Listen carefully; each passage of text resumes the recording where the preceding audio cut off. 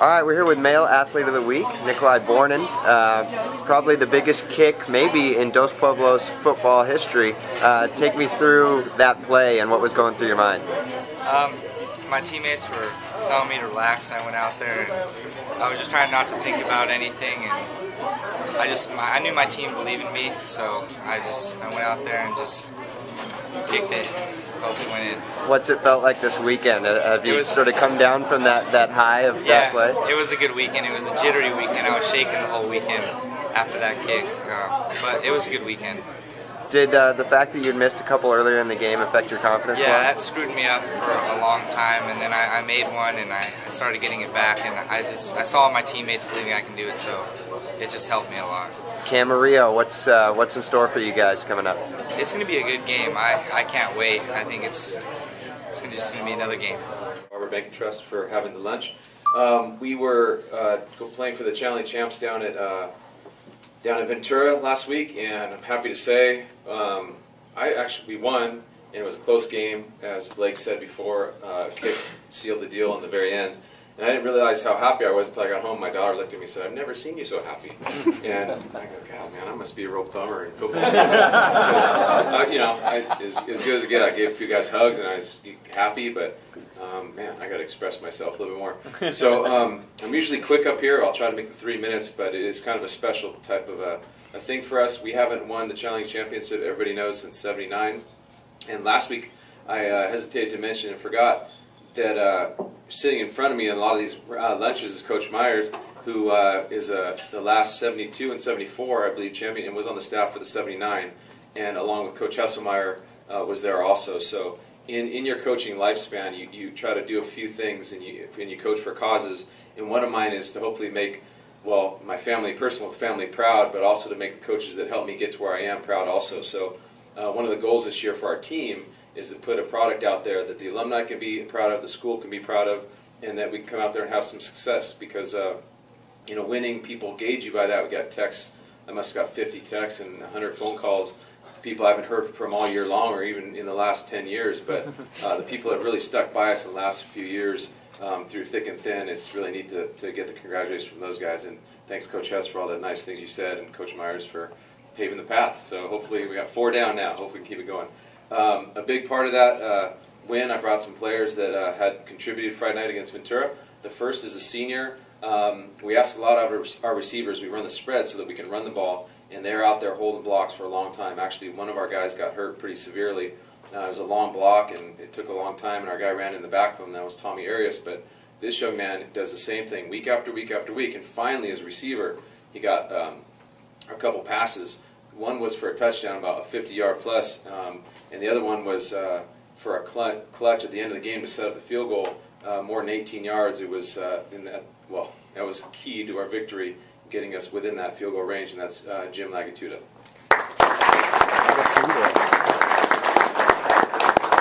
And the next guy I brought, he hasn't been here all year.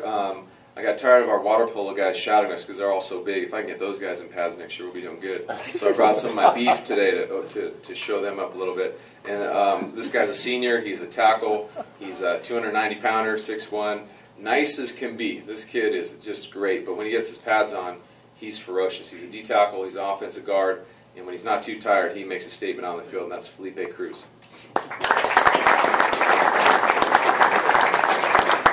And then finally, Nico, who won the Athlete of the Week, he's a sophomore. We're real hard on him. We don't baby him at all. We treat him because we want him to be like a senior as a junior. We want him to reflect the seniors that we're losing this year. So we're pretty tough on him. So I asked him on the way down here, what were you thinking before that kick? And he looks over he asked Hunter Harris, I believe he said, and Hunter, our senior safety, said, "Well, just look at the sideline. That'll calm you down." So Nico looks over there, and everybody's praying on the thing. So he goes, "Yeah, that didn't help." So anyway, he regularly makes 40-yard pluses in practice, 52-yarder made a couple weeks back, 110% confidence in him, but we were a little bit worried since he had missed 2 previous. But he chose the right time to get that thing through the uprights, so congratulations, Nico. Nico, you can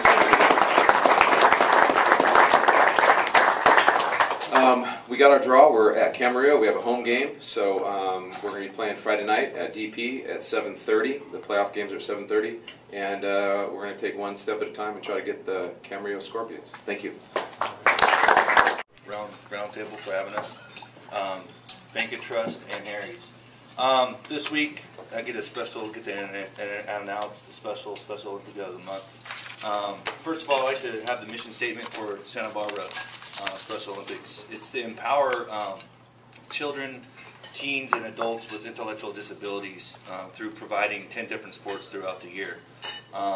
So next we're going to talk about, Johan, we have a little special award here with your name on it. Shiny? Yes.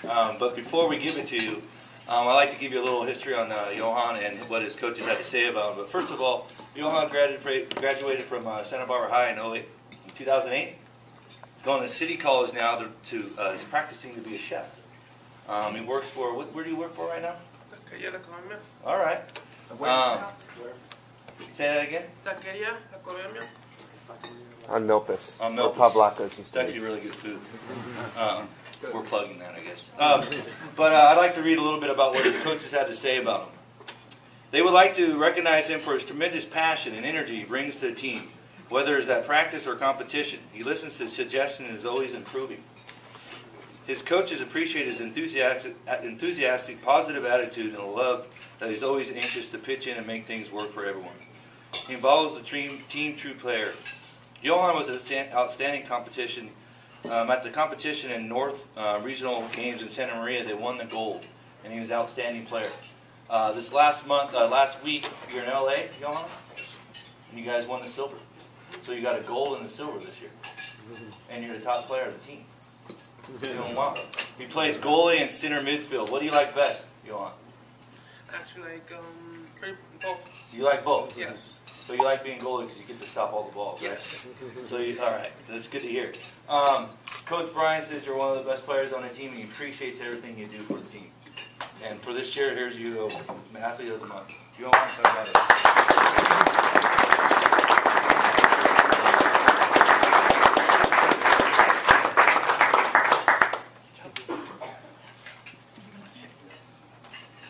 Into when I agreed to be president of the Santa Barbara Athletic Roundtable, and there have been so many positive surprises, but I would say one of the biggest ones has been the football coaches. I don't know what I expected out of the football coaches. I probably had some really bad preconceived notions of you guys, but every Monday when I come, you can make the rest of my day. I mean, you guys, every single week, all I hear from you guys is supporting the other teams, congratulating the team that just beat you, congratulating the team that's moving on. And I just want to tell you how much I appreciate that, and thank you very much. So,